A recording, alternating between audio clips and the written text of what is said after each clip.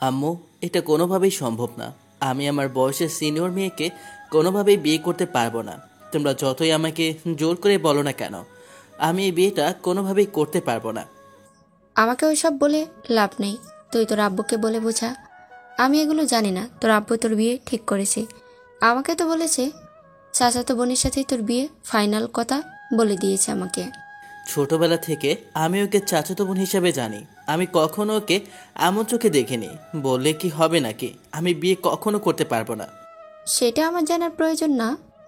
তোর বাবা বিয়ে ঠিক করেছে, আর আজকে তোর বিয়ে বলল, তোকে রেডি হওয়ার জন্য বলল, গাড়ি দাঁড় করিয়ে রেখেছে। আমার সাথে এত কিছু করিস না তুই। কথাটা বলে আম্মু রুম থেকে বের হয়ে যায়। আপনারা কিছু বুঝতেছেন না তো? তাহলে বুঝিয়ে বলছি। আমি আবির চৌধুরী, পরিবারের একমাত্র সন্তান। আমার চাচাতো বোন আমার থেকে সিনিয়র, তাও আবার 3 বছরের। সে এবার ডাক্তারি নিয়ে পড়াশোনা করছে বাহিরে। আব্বু হঠাৎ করে আমার সাথে ওর বিয়েটা ঠিক করে ফেলে, কারণ আমি ভালোবাসি মিলিকে। আর বাবা ওর সাথে আমার বিয়েটা ঠিক করলো। এটা কোনোভাবেই আমি মেনে নিতে পারছি না। আজকে আমার বিয়ে দিয়ে দিবে আব্বু বলেছে। এর কারণটাও জানি না। তখনই আব্বু রুমে প্রবেশ করে বলে ওঠে, কি রে, কি হলো কি? তুই এখনো রেডি হচ্ছিস না কেন? তোর জন্য গাড়ি দাঁড় করিয়ে রেখেছি, তুই এখনো রেডি হচ্ছিস না? তাড়াতাড়ি রেডি হয়ে নে, কারণ তোর জন্য এখনো গাড়ি দাঁড় করে রেখেছি। সবাই তো রেডি হয়ে বসে আছি। আমার বাবা রফিক সাহেব আমার কাছে এসে কথাগুলো বলতে লাগলো। আমার বাবা এই শহরে সব থেকে ধনী ব্যবসায়ীর মধ্যে একজন। আমাদের টাকা পয়সার কোনো কমতি নেই। পরিবারের একমাত্র সন্তান। যখন যা ইচ্ছা আমি তা করেই বেড়াই। টাকা পয়সার কোনো কমতি দেয় না। কিন্তু হঠাৎ করে আব্বুর এমন সিদ্ধান্ত আমি মেনে নিতে পারছি না।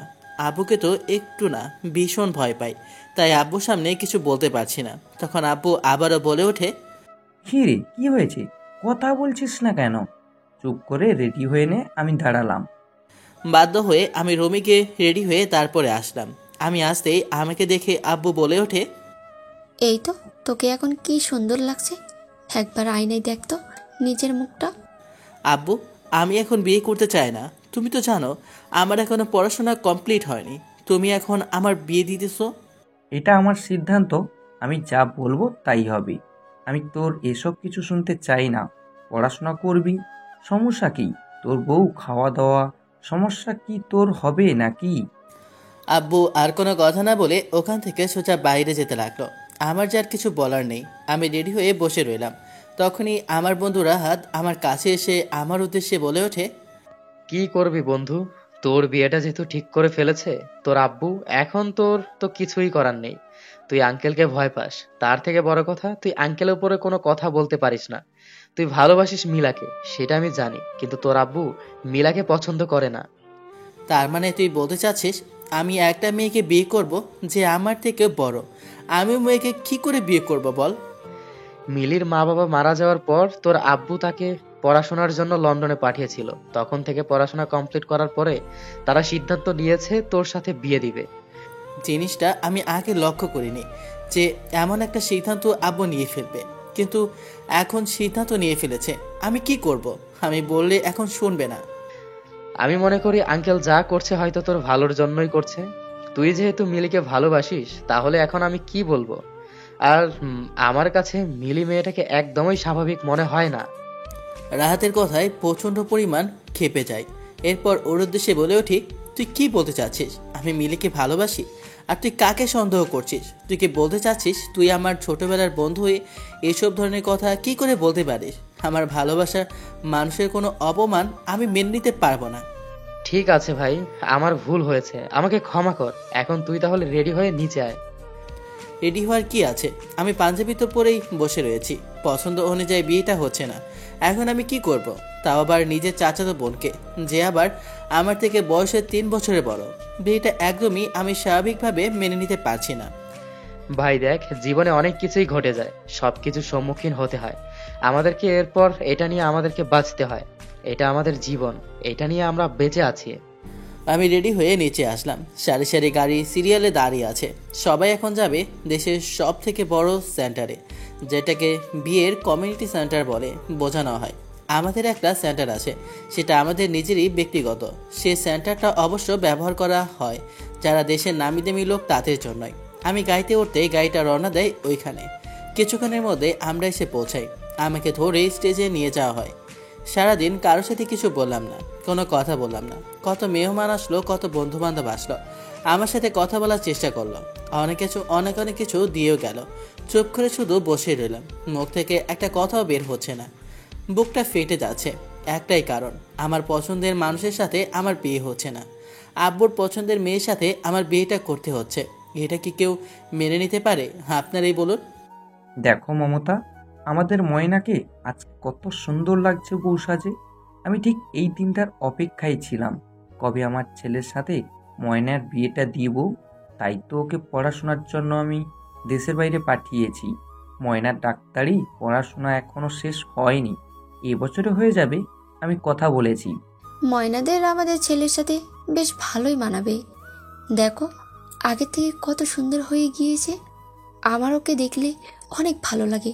খুবই লক্ষ্মী একটা মেয়ে। আজকে যদি আমার ভাই বেঁচে থাকতো তাহলে এটা দেখলে ওর কাছে বেশ ভালো লাগতো, আমার ভাই অনেক খুশি হতো। কিন্তু আফসোস, একটা দুর্ঘটনায় আমার ভাইজান মারা যায়। আমার ভাইয়ের দুই নয়ন ছিল ময়না, তাকে ছাড়া এক মুহূর্ত সে থাকতে পারতো না। এই ব্যবসা বাণিজ্য সব কিছু আমার ভাইয়ের ছিল, বলতে গেলে এক কথায় এসব কিছুর মালিক ময়নার। আমার বড় ভাইকে কথা দিয়েছিলাম যে ময়নাকে নিজের মেয়ের মতো যত্ন করে মানুষ করব, এবং কি ওকে আমি দূরে সরিয়ে রাখবো না। নিজের ছেলের সাথে বিয়ে দিয়ে আমি ওকে নিজের করে রাখবো। এখনো কিন্তু ওর নামে সব সম্পত্তি ও চাইলে আমাদেরকে এই বাসা থেকে, এই পুরো সম্পত্তি থেকে বের করে দিতে পারে। কারণ এসব কিছুর একান্ত মালিক একমাত্র সেই। তোমার ছেলে বোঝে না যে তার অনুদানে সে এতটা বছর ধরে রয়েছে, এত টাকা সে খরচ করে। টাকাগুলো কার থেকে আসে, টাকার মালিক কে? একটিবার ওকে তোমার ছেলে জানতে চেয়েছে যে এত টাকা পয়সার মালিক কে? যাকে আমরা দেশের বাইরে পাঠিয়েছি পড়াশোনার উদ্দেশ্যে, তার মনের ভিতর নেই একটু বিন্দু পরিমাণের হিংসা, কিন্তু তোমার ছেলের আছে রাগ, অভিমান, আরও কত কি। আমার বিশ্বাস আছে আমাদের ময়না আমাদের ছেলেটাকে ওর মতো করে তৈরি করবে। আমাদের ছেলেটা এমনিতেই দিন দিন খুব বিগড়ে যাচ্ছে। এখন আমাদের কথা শুনলেই হবে, তাছাড়া না। ময়নার যখন ২৬ বছর পূরণ হবে তখনই সে এই পুরো সম্পত্তির মালিক হবে, এবং কি তার জন্মদিনের আর ৫ দিন বাকি আছে। ব্যাংক থেকে উইল এসে সব কিছু দায়িত্ব বুঝিয়ে দিবে ময়নাকে। আমিও চাই সব কিছুর দায়িত্ব ও বুঝে নিক। এরপর আমাদের ছেলে এত কাঁড়ি কাঁড়ি টাকা নিয়ে খরচ করার কতটা মজা। যখন বউয়ের কাছে পড়বে দেখবে ঠিক হয়ে যাবে, আর এমন আর বাইরে আড্ডা দিবে না। দেখতে দেখতে বিয়ের কাজটা সম্পন্ন হয়ে যায়। আমি ছাদের উপর দাঁড়িয়ে আছি আর মনে মনে ভাবতেছি, ছোটবেলায় এতটুকু মনে আছে যখন আমি আর ময়না দুজনে খেলা করছিলাম, তখনই সংবাদ আসে চাচি চাচি দুর্ঘটনায় মারা যায়, এবং কি তাদের গাড়িটা কোথায় হারিয়ে গিয়েছে কেউ খুঁজেও পায়নি। তখন আমার বোঝার বয়স হয়নি। ময়নাকে সবসময় তাদের সাথে রাখতো। ১ বছর পর তখন আব্বু আর আম্মু সিদ্ধান্ত করে তারা ময়নাকে দেশের বাইরে পাঠিয়ে দেবে। আব্বু আম্মু চেয়েছিল যে ময়না দেশের বাইরে থেকে পড়াশোনা শেষ করে যেন দেশে ফিরে। ছোটবেলা থেকে ময়নার একটা নেশা ছিল, সেটা হচ্ছে আমার সাথে থাকা আর খেলা করা। সব সময় আমার সাথে থাকতো এবং কি আমার সাথে খেলাধুলা করত। কখনো আমি যদি কোনো মেয়ের সাথে বা কোনো ছেলের সাথে খেলতে যেতাম, ময়না অনেক রাগ করতো আর কান্নাও করতো, এবং কি আমাকে মেরে ওখান থেকে নিয়ে আসতো। আমি তখন বুঝতাম না, সে ঠিকই বুঝতে পারতো, তার বোঝ আমার থেকেও বেশি ছিল। এতটুকু শুধু আমি বুঝতাম যে ময়না শুধু আমাকে ওর সাথে খেলার জন্য বলতো, অন্য কারোর সাথে আমাকে মিশতে দিত না। ওকে যখন দেশের বাইরে পাঠানো হয় তখন আমাকে জড়িয়ে ধরে অনেক কান্না করেছিল। আমি উপরে উপরে কান্না করে বুঝিয়েছিলাম আমি ওর জন্য অনেক কষ্ট পাচ্ছি, কিন্তু আমি অনেক খুশি ছিলাম, কারণ ওর জন্য আমি বাইরে গিয়ে কারোর সাথে খেলাধুলা করতে পারতাম না। পুরোনো কথাগুলো ভাবছিলাম আর হাতে সিগারেট নিয়ে টানছিলাম। তখনই পেছন থেকে রাহাত ডাক দেয়। পেছন ফিরে তাকিয়ে দেখি রাহাত। দেখ, যা হওয়ার হয়ে গিয়েছে, এখন এসব ভেবে কি হবে? যাই হোক, ভেবে তুই মন খারাপ করিস না। আল্লাহ তাআলা তোর কপালে হয়তোবা ভালো কিছু লিখে রেখেছে। তাই তাই তুই এসব নিয়ে ভাবিস না একদম। না রে ভাই, কি বলবো বল, জীবনটা একেবারে তুলসী পাতার মতো হয়ে গিয়েছে, একবারে বন্ধ হয়ে যাবে। আমাদের বিধিবিধান আল্লাহ পাক লিখে রাখে, কখন কি হবে সবই আল্লাহ তাআলার ইচ্ছে। আল্লাহ পাক যা লিখে রেখেছে তাই হবে। আব্বুর হঠাৎ এমন সিদ্ধান্তে খুবই কষ্ট পেলাম। আব্বু একটিবার আমার ইচ্ছে কথা জানতে চাইল না। আমি কি চাই একটিবারও আমার কাছ থেকে জানার প্রয়োজনও মনে করো না। না, আমাকে বিয়েটা দিয়ে দিল, যাকে আমি নিজের বড় বোন হিসেবে দেখি। এখানে এসব ভেবে চিন্তা করে লাভ কি? নিচে যা, নিচে গিয়ে তুই কথা বল। তুই তো তোর চাচাতো বোনকে হয়তোবা দেখিসনি, ছোটবেলায় একবার দেখেছিস। জানি না দেখতে আর কেমন হবে, কিন্তু একজনকে ভালোবাসি, তাই তো কিছু বলতে পারছি না। মনে মনে বললাম, আবির তুই অনেক বড় ভুল করছিস। তোর সামনে সোনা রেখে তুই কয়লা খোঁজার উদ্দেশ্যে রওনা দিয়েছিস। আঙ্কেল আমাকে সবকিছুই খুলে বলেছে। আমি আঙ্কেলের কাছ থেকে শুনেছি তোর সাথে ময়না আপুকে ভালো মানাবে, কারণ ওনার মতো ভালো মানুষ হয়তোবা আর নেই। আমি যা শুনেছি, তুই আবির এখনো সোনা চিনতে ভুল করছিস, কয়লার পিছনে ঘুরছিস। মেয়েটা একা রুমে বসে আছে, ছেলেটা এখনো ছাদের উপরে দাঁড়িয়ে আছে। কেমন ছেলে তোমার? একটিবার বোঝার চেষ্টা করছে না মেয়েটার মনে কেমন লাগছে? মেয়েটার কাছে গিয়ে একটু কথা বলি। বাসর ঘরে বসে আছি। আমার হবু জামাই এখনো আমার রুমে প্রবেশ করছে না। রুমের মধ্যে বসে আছি, কিন্তু এখনো তার কোনো দেখা নেই। ছোটবেলা থেকেই আবিরকে ভালোবাসি। আবির হয়তো বা বয়সে আমার থেকে ছোট, কিন্তু ওকে আমি নিজের চাইতে অনেক বেশি ভালোবাসি। আমি ওকে ভালোবাসি বিধায় সবসময় ওর জন্য চিন্তা করতাম। দেশের বাইরে চলে যাওয়ার পরও কোনো ছেলেকে পাত্তা দেয়নি। কত ছেলেই আমাকে প্রপোজ করেছে, কিন্তু কারোর প্রপোজাল আমি অ্যাকসেপ্ট করিনি। আমি শুধু একজনকেই ভালোবাসবো, সেটা হচ্ছে আবির। রুমেই বসে আছি, তখনই দরজাটা অতিক্রম করে দেখলাম চাচা আর চাচি রুমে প্রবেশ করছে। ওনাদেরকে দেখে সালাম দিয়ে বলে উঠলাম, আসসালামু আলাইকুম আব্বু। মা, তোমার কাছে একটা আবদার নিয়ে আমি এসেছি। হয়তোবা তুমি আমাদের এই কথাটা রাখবে, কারণ আমরা অনেক আশা নিয়ে তোমার কাছে এসেছি। যদি তুমি না রাখো তাহলে। ছোট আব্বুকে চুপ করিয়ে দিয়ে আমি বলে উঠি, ছোটবেলা থেকে আপনারাই আমার বাবা মা। আপনারা আমাকে মানুষ করেছেন, এমন ধরনের কথা বলবেন না ছোট আব্বু। আদেশ করবেন, আমি তা পালন করব। আমার ছেলেটা অনেক রাগী, কারোর কোনো কথা শোনে না, সব সময় নিজের কথাই চলে। আমি শুধু ওকে বুকে রেখেছি, আমাকে একটু ভয় পায়, তাই ও চুপ থাকে। কিন্তু সবসময় ও বাজে খরচ করে আর বাজে স্বভাবে পরিণত হয়ে গিয়েছে। আমি চাই আমার ছেলেটাকে তোমার মতো করে তৈরি করো। আমি চাই ও যেন তোমার কথা শুনে। ছোট আব্বু, আমি আপনাকে কথা দিচ্ছি, আমি আবিরকে অবশ্যই ঠিকঠাকভাবে চলার জন্য চেষ্টা করব। ছাদের উপর দাঁড়িয়ে আছি, ঠিক তখনই ছাদে আব্বু প্রবেশ করে। ছাদের উপর উঠে আব্বু আমার উদ্দেশ্যে ডাক দিয়ে বলে ওঠে, তুই এখনো ছাদে দাঁড়িয়ে আছিস? মেয়েটা নিজের রুমে তোর জন্য অপেক্ষা করছে। তুই জানিস না আজকের দিনটা মেয়েদের জন্য সব থেকে একটা উপহার রাত। এই দিনটার জন্য হাজারো মেয়ে অপেক্ষা করে, আর তুই এখন ছাদে দাঁড়িয়ে গল্প করছিস তোর বন্ধুর সাথে। যা, নিজের রুমে যা। আব্বুর কথা শুনে আমি আর কিছু বললাম না, মাথা নিচু করে নিজের রুমে প্রবেশ করলাম। দরজা অতিক্রম করে রুমের ভিতর প্রবেশ করতে দেখলাম খাটের উপর বেনারসি সাজে একটা মেয়ে বসে আছে। মেয়েটার সামনে যেতে মেয়েটা আমার পা ধরে সালাম করে। আমি মেয়েটার উদ্দেশ্যে বলে উঠি, দেখো আপু, তোমার সাথে আমার বিয়ে ঠিক হয়েছে, কিন্তু আমি তোমাকে এখনও আপু হিসেবে দেখি, কারণ বিয়েটা আমার একদমই অমত হয়েছে। আমি বিয়েটা করতে চাইনি, আমাকে জোর করে করানো হয়েছে। আমি তোমাকে বউ হিসেবে গ্রহণ করতে পারবো না, আমি তোমাকে স্ত্রীর অধিকার দিতে পারবো না, কারণ আমি একজনকে মনের প্রাণে ভালোবাসি। আমি তাকে ছাড়া অন্য কাউকে আমার এই মন দিতে পারবো না, তাই আমাকে মাফ করো। তাহলে তুমি আমাকে বিয়ে করেছো কেন? তুমি যদি আমাকে তোমার স্ত্রী হিসেবে নাই মানতে পারো? কথাটা বলে ময়না তার মাথা থেকে ঘুমটা উঠিয়ে ফেলে। তখন আমি সামনে দেখতে পেলাম আমার সামনে এক অপরূপ সুন্দরী দাঁড়িয়ে আছে। এটা কোনো সাধারণ বিষয় না, আমি প্রথম কারো সৌন্দর্য দেখে ক্রাশ খেয়েছি, সেটা আবার আমার সিনিয়র চাচাতো বোন। এতটা সুন্দরী মেয়ে আমি হয়তোবা আমার লাইফে দেখিনি। মিলি ওর কাছে কিছুই না, কারণ ময়না আপুর সৌন্দর্যের কাছে তো আমার তার সমতুল্য হতেই পারে না। ছোটবেলায় সুন্দর ছিল, কিন্তু আমি এতটা খেয়াল করিনি, কিন্তু এখন যেন ও আরও দ্বিগুণ সুন্দর হয়ে গিয়েছে।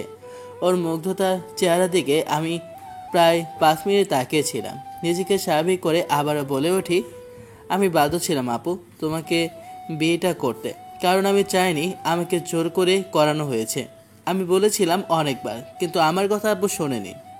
তুমি আমাকে বিয়েটা যেহেতু করেছো, তাহলে আমার কথা তোমাকে শুনতে হবে। আর দ্বিতীয় হচ্ছে গিয়ে, আমাকে আপু বলে ডাকবে না, আমাকে নাম ধরে ডাকবে, আর তুমি বলেই ডাকবে। হঠাৎ করে ওর মুখে এমন কথা শুনে আমি তাকিয়ে বলে উঠলাম, আমি কারো কথা শুনি না, আমি নিজের মন মতো চলি, তাই আমি তোমার কথা শুনতে পারবো না। আমি খাট থেকে উঠে গিয়ে ওর পাঞ্জাবির কলারটা ধরে চেপে ওকে আমি বলে উঠি, আমি যা বলবো তুই আমার কথা শুনবি কি না? আমি তোর সিনিয়র, তাই আমি তোকে যা বলবো তুই তাই শুনবি। ডাক্তারি পড়ে এসেছি, আমার জানা আছে কিভাবে পেট কেটে সব কিছু বের করে আবার পেটটা লাগাতে হয়। সব খুলে আবার লাগাতে পারবো, বুঝেছিস? আমি যা বলবো তুই তাই শুনবি, সেটা কিনা বল। হঠাৎ শান্তশিষ্ট মেয়েটার এমন ভয়ঙ্কর রূপ দেখে রীতিমতো ঘাবড়ে গেলাম, তাই ভয়ে ভয়ে বলে উঠলাম, আরে কি করছো? এভাবে এমন করছো কেন? আমার কিন্তু কথাটা বলা শেষ না করতেই দেখলাম পাশ থেকে একটা আম কাটা ছুরি নিয়ে আমার উদ্দেশ্যে বলে ওঠে, তুই যদি এখানে বেশি কথা বলিস তাহলে এখানে তোকে মেরে পোস্টমর্টমে একদম পাঠাবো। বল, আমার কথা শুনবি কি না? আমি এমন ভয়ানক রূপ দেখে ঘাবড়ে গেলাম, তাই ভয়ে ভয়ে বলে উঠলাম, আপু তুমি যা বলবে তাই করব, প্লিজ এবার ছুরিটা এখান থেকে নামাও প্লিজ। আমার গালে একটা থাপ্পড় লেগে যায়, যার জন্য আমি মোটেও প্রস্তুত ছিলাম না। এই প্রথম কোনো মেয়ে আমার গায়ে হাত তুললো। আমি তো ভয় শেষ। আমাকে তুই আপু বলতে পারবি না, কারণ আমি তোর স্ত্রী, বুঝতে পেরেছিস? আমাকে নাম ধরে ডাকবে, আর তুমি করে বলবে। এর বাইরে কিছু হলে তোর খবর আছে। আমি ভয়ে শুধু মাথা নাড়ালাম, আর কোনো শব্দই করলাম না, কারণ আমি জানি বেশি কথা বলে মার খাওয়া লাগবে। এরপর আমার উদ্দেশ্যে আবারও বলে ওঠে, এখন তুমি সুন্দর ছেলের মতো আমার পাশে এসে ঘুমিয়ে পড়ো। না আমি ঘুমাবো না, তুমি অনেকটা রাগী মেয়ে। আমি জানতাম না যে তুমি এখনো আগের মতোই ভয়ঙ্কর ডেঞ্জারাস মেয়ে রয়ে গেছ। তুমি ঘুমাবে নাকি আমি আবার তোমাকে মারার জন্য চাকুটা নিব? না না, আসতেছি। আমি কথাটা বলে আমি খাটের উপর শুয়ে পড়লাম। আমার এক প্রান্তে দিয়ে শুয়ে পড়লো ময়না। চুপ করে আমি ঘুমিয়ে রইলাম। প্রতিটা মেয়ে এই দিনটার জন্য অপেক্ষা করে, কিন্তু আমার কপালটা যে এতটাই পোড়া যে আমি কি করব। অনেক আশা করেছিলাম এই দিনটার জন্য, কিন্তু আমার সাথে যে এমনটা হবে আমি জানতাম না। আসলে আমি ভুলেই গিয়েছিলাম আমি যে হতভাগী, যে ছোটবেলায় তার মা বাবাকে হারিয়েছে। তার কপালে সুখ বলতে কিছু আছে, শুধুই কষ্ট।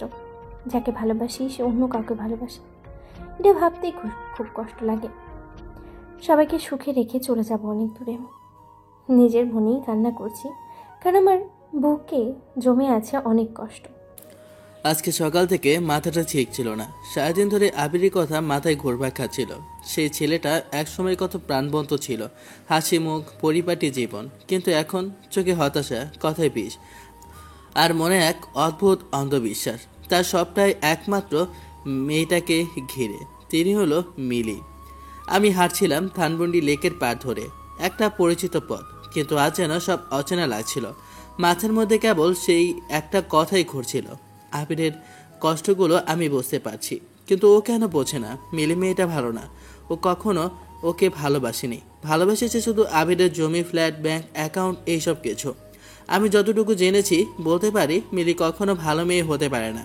হঠাৎ করে আমি সামনে তাকালাম, পেছন থেকে একটা সাইকেল যাচ্ছিল, আর সামনে থেকে আসছিল একটা মেয়ে, চোখে সানগ্লাস, কানে হেডফোন। বুঝতেই পারলাম না কখন কি হলো। ঠাস, দুজনেই ধাক্কা খেয়ে পড়ে গেলাম। আমি সামনে নিতে পারলো মেয়েটা একেবারে হাঁটুর উপর ভেঙে পড়ল। আসলে আমি দুঃখিত, আপনাকে খেয়াল করিনি। আমি তাড়াতাড়ি হাত বাড়িয়ে বললাম, কিন্তু যেই মুখ খুলল মেয়েটা বুঝলাম আমার শান্ত সকাল আর শান্ত থাকছে না। আপনার শরীরের কুষ্টি কিলায় মশাই, আপনি কি রাস্তা দিয়ে চোখ বন্ধ করে হাঁটেন নাকি?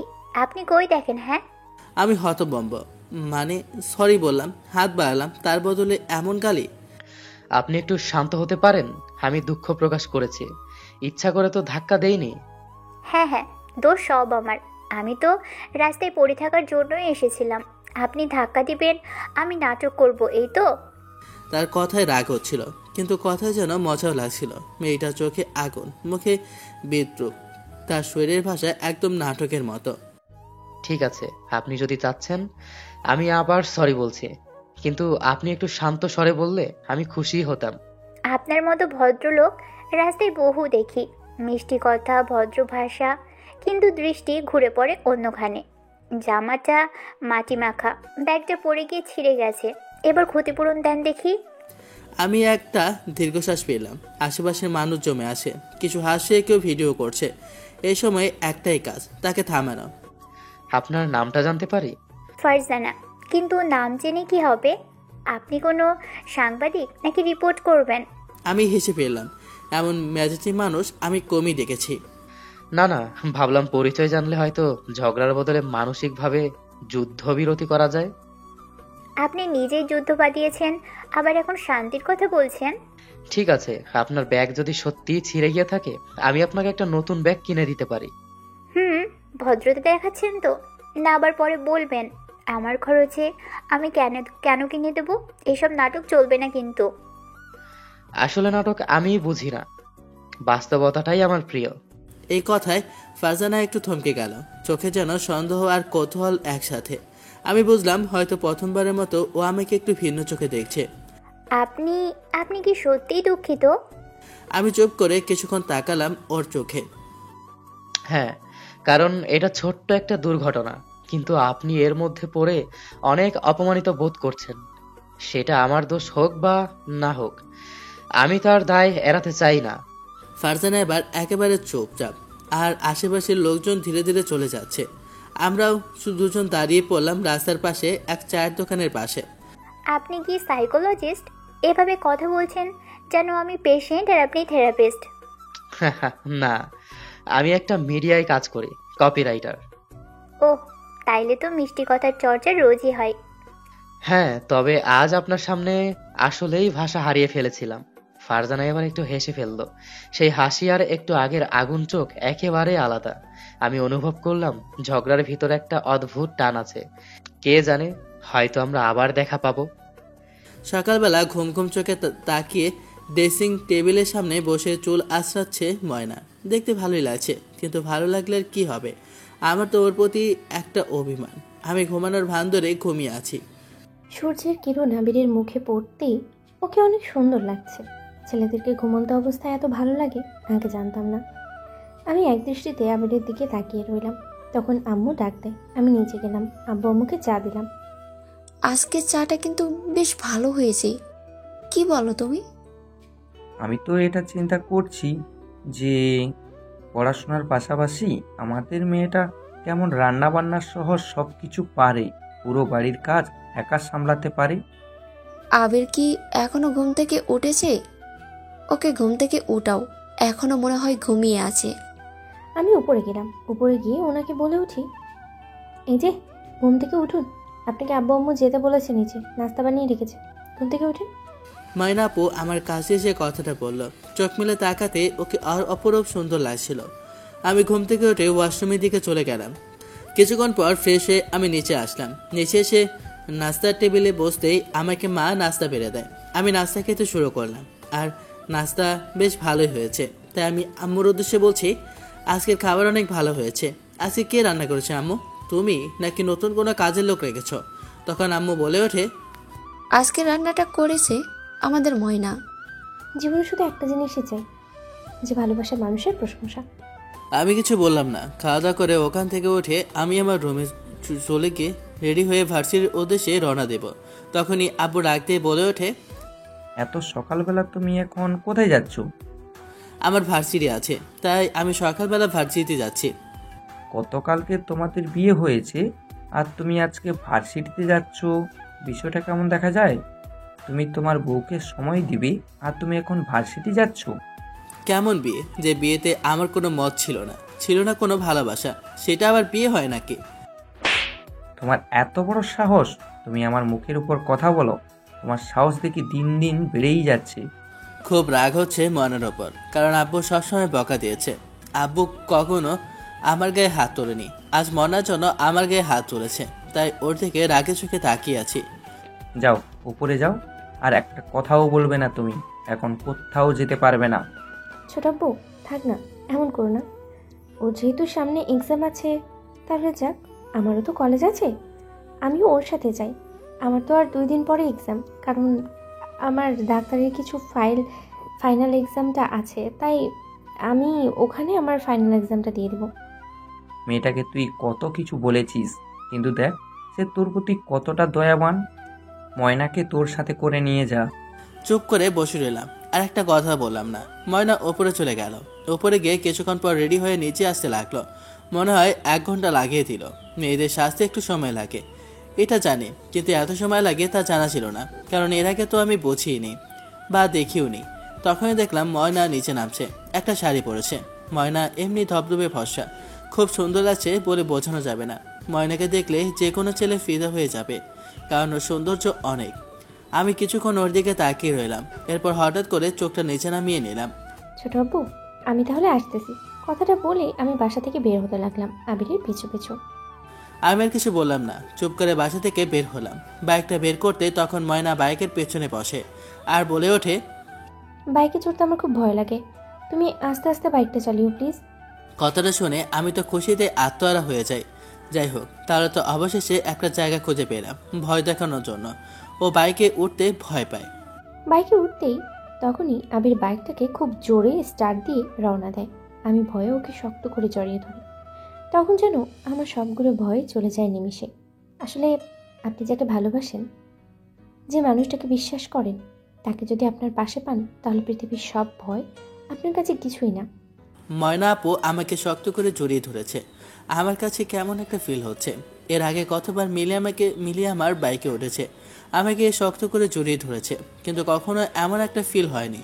কিন্তু আজকে এমন কি হলো যার জন্য আমার কাছে এমন লাগছে, যেন আমার কাছে মানুষ আমাকে জড়িয়ে ধরেছে। আমার খুব বেশি ভালো লাগছে। 5 মিনিটের মধ্যে বাইকটা এসে আমার মেডিকেলে এসে থামে। তখন আমার মনে হয় আমি আবিরকে এখনও জড়িয়ে ধরে আছি। এটা ভাবতেই লজ্জায় আমি বাইক থেকে নেমে মাথা নিচু করে রইলাম।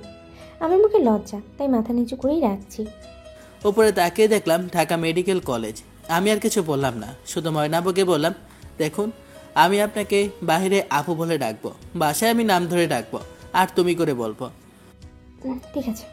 কথাটা বলে আমি আমার মেডিকেলে যেতে লাগলাম, আর মনে মনেই ভাবতেছি, আবির হয়তো বা তুমি এখন আমার ভালোবাসা বুঝতেছো না, কিন্তু কোনো এক সময় আসবে তুমি ঠিকই আমার ভালোবাসা গ্রহণ করবে, আমাকে গ্রহণ করে নেবে। বাইকটা নিয়ে আমি ভার্সিটির উদ্দেশ্যে রওনা দিই। একটু সময় পর ভার্সিটির সামনে এসে পৌঁছাই। মেন গেট পার করে ক্যাম্পাসের ভিতরে প্রবেশ করতে দেখলাম রাহাত ক্যাম্পাসে বসে আছে, মুখের মধ্যে একটু হাসি। বুঝলাম না ওর আবার কি হলো। ওর কাছে গেলাম। আমাকে দেখে রাহাত বলে ওঠে, কিরে, আজকে ভার্সিটিতে আসতে মনে হচ্ছে একটু দেরি করে ফেলছিস। তাই নাকি, এত লেট কেন হলো? আর আমি তো ভেবেছিলাম প্রথমে তুই আসবি না, কিন্তু আবার দেখি চলে এসেছিস। একটু অবাক হলাম। নতুন বিয়ে করেছিস, বাসর ঘরে কেমন কাটালি? সবকিছু যেন না জানার মতো এমন ভান ধরিস কেন? তুই জানিস সবকিছু, তারপরে এমন কথা বলিস কেন? যাই হোক, এখন বল তুই এত খুশি কেন?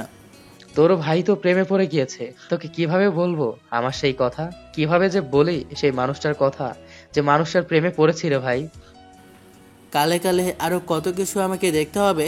এখন বল মিলি কোথায়, আর আমার এসব কথা জানতে পেরেছে নাকি? সবকিছু সবকিছু তো জানতে পেরেছে, এতটুকু জানি না। এটা না জানার কি আছে? তোর বাবা এত ধুমধাম করে তোর বিয়েটা দিয়েছে, পুরো শহর এমনকি নিউজের মধ্যেও এসেছে। বলছিস কি জানতে পেরেছে নাকি? ওকে দেখেছিলাম একটু আগে, যা দেখ কি করে এখন। রাহাতের মুখে কথাটা শুনে আমি মিলির কাছে যেতে লাগলাম। তখন দেখলাম মিলি ক্যাম্পাসের একপাশে বসে আছে। আমাকে দেখে চুপ করে অন্যদিকে মুখ ঘুরে নিল। আমি ওর কাছে গেলাম। ওর কাছে যেতেই তখন মিলি কান্না করে বলে ওঠে, আমি কি করেছি যার জন্য তুমি আমার সাথে এমনটা করলে? আমি তো তোমাকে ভালোবাসি, কিন্তু আমাকে তুমি ধোকা দিয়েছো কেন? আমি তোমার কি করেছি যার জন্য আমাকে এমনটা ধোকা দিলে তুমি? বিশ্বাস করো মিলি, আমি পরিস্থিতির শিকার হয়ে বিয়েটা করেছি, না হলে আমি বিয়েটা করতাম না। বিশ্বাস করো আমাকে একটু। আমি কোনোভাবে মানতে পারছি না তুমি বিয়েটা করেছো। আমি তোমাকে এত ভালোবাসি, তারপরও তুমি এমন একটা কাজ করেছো, তা আমি কোনোভাবেই মানতে পারছি না আবির। দেখো, বিয়েটা আমার চাচাতো বোনের সাথে হয়েছে, তাও আবার আমার থেকে সিনিয়র। আমি তাকে বলে দিয়েছি আমি তোমাকে ভালোবাসি, তাই আমি তাকে স্ত্রী হিসাবে গ্রহণ করতে পারবো না। এই কথাটা আমি তাকে সেদিন বাসর ঘরে বলে দিয়েছি। আমাদের মধ্যে কিছু হয়নি। আমার কথাটা শুনে তখন মিলি আমাকে জড়িয়ে ধরে আর বলে ওঠে, তাহলে তুমি ওকে ডিভোর্স দিয়ে আমাকে বিয়ে করবে তো? সেটা তোমার আর বলা লাগে না। এই বিষয় নিয়ে আমি তার সাথে কথা বলবো, তুমি চিন্তা করো না, আমি তোমাকে ভালোবাসি। তাহলে চলো, আজকে আমরা আর ক্লাস করব না, দুজনে একটু শপিংয়ে যাব, শপিং করে আসি। মিলিকে নিয়ে আমি শপিংয়ে যেতে লাগলাম। আমার পকেটে কার্ডটা আছে, ওখান থেকে টাকা দিয়ে দিব। ক্যাশ হয়তো বা আনা হয়নি। এটা ভেবে আমি আর মিলি দুজনে শপিংয়ে যাওয়ার উদ্দেশ্যে রওনা দিয়েছিলাম। ঠিক তখনই রাহাত ডেকে বলে ওঠে, আবির, তুই এখন আবার কোথায় যাচ্ছিস? মাত্র ক্লাসে আসার জন্য তুই বাসা থেকে আসলি, আর এখন আবার বের হয়ে যাচ্ছিস ক্লাস না করেই? কোথায় যাচ্ছিস? এই তো ওকে একটু শপিং করে দিব, জানিসই তো মন খারাপ, তাই একটু মন ভালো করার জন্য ঘুরিয়ে নিয়ে আসি। আচ্ছা ঠিক আছে, তাহলে তুই যা। আবির ওখান থেকে চলে যায়। শুধু এতটুকু আমি বুঝি, জোর টাকাকে ভালোবাসে মিলি, আর কিছুই না। ও কখনো বুঝলো না যে মিলির চরিত্র কখনো ভালো না। এসব ভেবে আমি ক্লাসে যাই, ক্লাসটা শেষ করে বের হই, আর ভাবছি তুই আমার একমাত্র বন্ধু। আমি চাই না তোর কোনো ক্ষতি হোক, আমি চাই না তোর কোনো সমস্যা হোক, কিন্তু এতটুকু আমি ঠিক বুঝতে পারি যে মিলি মেয়েটা একদমই সুবিধার না। ও সব সময় তোর সম্পত্তির উপর লোভ রেখে দিয়েছে। ও তোকে শুধু তোর সম্পত্তির গুলো আত্মসাৎ করার জন্য বসে রয়েছে। শুধু এতটুকু বলবো, তুই শতক পড়ে চলে আয়। এসবের মধ্যে হঠাৎ করে আবার কারোর সাথে ধাক্কা লাগে, তখন সামনে তাকিয়ে দেখি ফারজানা। তোমার কি শুধু আমার সাথে ধাক্কা খাওয়া ছাড়া আর কোনো কাজ নেই নাকি? যাই হোক, আজকের ধাক্কায় মনে হচ্ছে চা খাওয়ার দিন চলে এসেছে। দেখুন মেঘ বৃষ্টি কেমন পড়ছে, চলেন একটু কফি খাই। মানে মেয়েদেরকে হুটহাট করে কিভাবে বলে ফেলেন আপনি, সেটাই চিন্তা করছি। একটি বারও ভাবলেন না যদি একটা থাপ্পড় লেগে যায় গালে? থাপ্পড় খাবো কেন? আর আমি এভাবেই কথা বলি, আর কোনো মেয়ের সাথে কখনো কথা বলিনি তো, তাই তাই বলার মতো সেই রুচি বলতে আমার একটাই আছে। এমন মানুষ আমার কাছে ভালো লাগে। তারা মেয়েদেরকে মিষ্টি কথায় ফাঁসাতে পারে না। তারাই ঠিক আছে, যাদের মধ্যে মিষ্টি কথা, তাদের মধ্যে আছে যত গন্ডগোল। মেয়েটা কথাটা বলে একটা হাসি দেয়। মেয়েটার হাসি আমি তাকিয়ে রয়ে দেখলাম। আচ্ছা, মেয়েটার হাসি আমি তাকিয়ে রয়ে দেখতে লাগলাম, কারণ মেয়েটার হাসিতে এতটাই সৌন্দর্য ফুটে উঠেছে যে বলে বোঝানো যাবে না। মেয়েটার দিকে তাকিয়ে রইলাম, তখনই মেয়েটা আমাকে দেখে হাসি থামিয়ে বলে ওঠে রাগী গলায়, 1 মিনিট, আপনি আমার দিকে এভাবে চোখ দিয়ে তাকিয়ে রইলেন কেন? কি বলবো, আপনার হাসিটা অনেক সুন্দর, তাই তাকিয়ে না থেকে পারলাম না, এই জন্যই তো তাকিয়ে রয়েছে। ফ্ল্যাটিং করা আপনাদের কেমন একটা স্বভাব হয়ে গিয়েছে, তাই না? ছেলেরা আসলেই প্ল্যাটিনের মধ্যে সেরা। আমি কখনো কোনো মেয়ে মানুষ সাথে কথা বলিনি, তাই ওইসব বিষয়ে আমি কোনো কিছু জানি না। আমি কোনো এক্সপার্ট না, কিন্তু এতটুকু বলেছি আপনার হাসিটা সত্যিই অনেক সুন্দর। আমার কথা শুনে মেয়েটা একটু হাসি দিল। তখন ওই জাম জমিয়ে বৃষ্টি আসতে লাগলো। তখন ওই মেয়েটা আমার হাত ধরে দৌড়ে এক প্রান্তে নিয়ে যেতে লাগলো। বৃষ্টিতে আমি মেয়েটার দিকে তাকিয়ে রইলাম, আর মেয়েটা আমার হাত ধরে টানছে আর বলে ওঠে, আচ্ছা চলুন, বৃষ্টি তো চলে এসেছে। কথাটা বলেই ছেলেটার হাত ধরে আমি একপাশে নিয়ে যেতে লাগলাম। একটা ছাউনির সামনে দুজন দাঁড়িয়ে রইলাম। হঠাৎ করে বৃষ্টির সাথে বজ্রপাত, আশেপাশে কেউ নেই। কেমন জানি না, মেঘে ঢাকা পুরো সাদা আকাশটা অন্ধকারে ঘেরা হয়ে গিয়েছে। আমি হঠাৎ করে ছেলেটাকে জড়িয়ে ধরলাম। হঠাৎ করে মেয়েটা আমাকে জড়িয়ে ধরেছে, যার জন্য মোটেও প্রস্তুত ছিলাম না। মেয়েটা আরো শক্ত করে জড়িয়ে ধরলো। তখন আমার মনের ভিতর কেমন একটা দুপ দুপ শব্দ করতে লাগলো। মেয়েটা স্বাভাবিক হয়ে আমার কাছ থেকে সরে গিয়ে বলে ওঠে, আপনার মনের ভিতরে কি যেন একটা শব্দ করছিল। যখনই আমি আপনার কাছে গিয়েছিলাম, ওই কানে শব্দ পেয়েছি। আসলে ওইটা কি বলতে চাচ্ছিল? মেয়েটাকে প্রথম দেখায় ভালোবেসে ফেলেছিলাম। মেয়েটার কথা সারা রাত ভাবতে ভাবতে কাটিয়েছি 2 দিন ধরে। কথাই ভেবেছি, তাই আর নিজেকে না ধরে রাখতে পেরে মেয়েটাকে বলে ওঠে, আসলে আপনাকে প্রথম দেখায় আমি ভালোবেসে ফেলেছি। আপনি পাশে থাকলে আমার মনের ভিতর একটা সাহস আসে। আমি জানি না সেটা কি জন্য, কিন্তু আপনাকে দেখলে আমার খুব ভালো লাগে। আমার কথা শুনে মেয়েটা চুপ, একটা কথাও বলল না। দেখলাম হঠাৎ বৃষ্টিতে বের হয়ে যাচ্ছে। মনে হচ্ছে আমার কথা শুনে খারাপ লাগলো, তাই আমি আবারও বলে উঠি, আমি আসলে দুঃখিত। যদি আমার কথায় আপনি খারাপ লেগে থাকে, তাহলে প্রয়োজনে চলে যাব। তারপর প্লিজ বৃষ্টিতে এভাবে আপনি যায়েন না। ছেলেটাকে তো আমি নিজেও ভালোবেসে ফেলেছি, কিন্তু আমিও ভয়ে ছিলাম। যদিও আমাকে ভালো না বাসে, আমি খুব খুশি। আর ছোটবেলা থেকে বৃষ্টি অনেক পছন্দ করি। তখন আমি ছেলেটার উদ্দেশ্যে তাকেই বললাম, বৃষ্টি আমি অনেক বেশি ভালোবাসি। আমি চাই তুমি আমার হাত ধরে এভাবেই সারা জীবন একসাথে বৃষ্টিতে ভিজো। এমন কথার জন্য মোটেও প্রস্তুত ছিলাম না, কিন্তু আসলে অনেক খুশি আমি। বৃষ্টিতে হাতটা ধরে দুজনে ভিজতে লাগলাম। আমাদের প্রেমের প্রথম শুরুর পথ এই বৃষ্টি দিয়ে। মিলিকে নিয়ে আমি শপিং মলে গেলাম। এরপর অনেকগুলো শপিং করলো। তখন আমি টাকা দিতে যাব তখনই লোকটা বলে ওঠে কার্ড ব্যবহার করা হচ্ছে না। আমি তো কিছুই বুঝলাম না। অনেকবার দিল, তখন লোকটা বলল হয়তোবা কার্ডের সমস্যা, কারণ আমি ওদের প্রতিনিয়ত কাস্টমার, কারণ আমি এখানে শপিং করি, এখানে ভালো ব্র্যান্ডের জিনিস পাওয়া যায়। তখন মিলি বলে ওঠে, এর আগে তোমার কার্ডে এমন সমস্যা দেখা দেয়নি, তাহলে এখন কেন এই সমস্যা দেখা দিচ্ছে তোমার? সেটা তো আমি নিজেও বুঝতে পারছি না যে এমন সমস্যা দেওয়ার কারণটা কি। এখন তাহলে কি করব? তোমার জন্য কি আমার কার্ডটা ব্যবহার করব বলছো? আমার কার্ডে তো টাকা তেমন নেই। এখন তুমি দাও, আমি তোমাকে পরে কার্ডটা ঠিক করে দিয়ে দিব, সমস্যা নেই। মিলির কার্ডটা দিয়ে টাকাটা পেমেন্ট করে ওখান থেকে আমরা দুজন বের হলাম। এরপর দুজন রেস্টুরেন্টে গিয়ে খাওয়ার জন্য ওকে বললাম। তখন মিলি বলে ওঠে, তোমার তো কার্ডের সমস্যা, তাহলে বিল দেবে কি করে? আজকে না হয় আমরা ঘুরে আসি পার্কে থেকে, আজকে খাওয়া না খাওয়াই ভালো। বিষয়টা আমার কাছে খারাপ লাগলো, তাই আমি মিলিকে বললাম, আচ্ছা তুমি শপিংগুলো নিয়ে বাসায় যাও, আমি একটু ব্যাংক থেকে আসতেছি।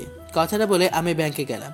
ব্যাংকের ভিতরে গিয়ে ম্যানেজারকে ডাক দিয়ে বলে উঠলাম, ম্যানেজার বাবু, আমার কার্ডে কি হয়েছে যার জন্য আমি কার্ড ইউজ করতে পারছি না? আজ 20 বছরে একটিবারও এই সমস্যা দেখা দিয়েছে, আর কারণ কি? তখন ম্যানেজার বলে ওঠে আমার কার্ড ব্যান করা হয়েছে। কথাটা শুনে মাথা প্রচণ্ড পরিমাণ গরম হয়ে যায়। আমি ওখান থেকে সোজা বাসায় চলে আসি। বাসায় আসতেই তখনই আম্মুকে বলে উঠি, এসবের কারণ কি আম্মু? আমার কার্ড ব্যবহার করতে পারছি না, আমার কার্ড আব্বু কেন ব্যান করেছে? আমি কি খরচ করব না? আমার কি টাকা পয়সার প্রয়োজন নেই? আমি জানি না, তুই নিজে তোর আব্বুকে জিজ্ঞেস কর। এ বিষয়ে আমি এসব কিছুই জানি না। আম্মুর কথা শুনে আমি আম্মুর দিকে অবাক হয়ে তাকিয়ে রইলাম, কারণ এ সময় আব্বু অফিসে থাকে আর আম্মু বলছে আব্বু বাসায়। তার মানে কি বুঝতে পারলাম না। কারণ একটাই, এর আগে তোর বাবা সব কিছুর তোর বাবার কন্ট্রোলে ছিল, এখন তোর বাবার নেই। কারণ আম্মু কথাটা বলে চুপ করে রইল। আমি তো কিছুই বুঝতেছি না। তখন আব্বু উপর থেকে নিচে নামলো আর বলে ওঠে, এমন সময় দেখলাম ময়না আপু আসে। তার ক্লাস শেষ করে বাসায় ভেতরে প্রবেশ করে। হাবিব, তুই হয়তো বা জানিস না, এই আলিশান, এই টাকা পয়সা যা কিছু দেখছিস, এসব কিছুর মালিক আমি বা তুই না। এইগুলো সব কিছুর মালিক আমার বড় ভাই। আমার এইগুলো কিছুই না। আমি সাধারণ ছিলাম। তোমার মাকে বিয়ের পর ছোট্ট একটা বাড়িতে ছিলাম। আমার বড় ভাই আমাকে তার কোম্পানির ম্যানেজার বানায়।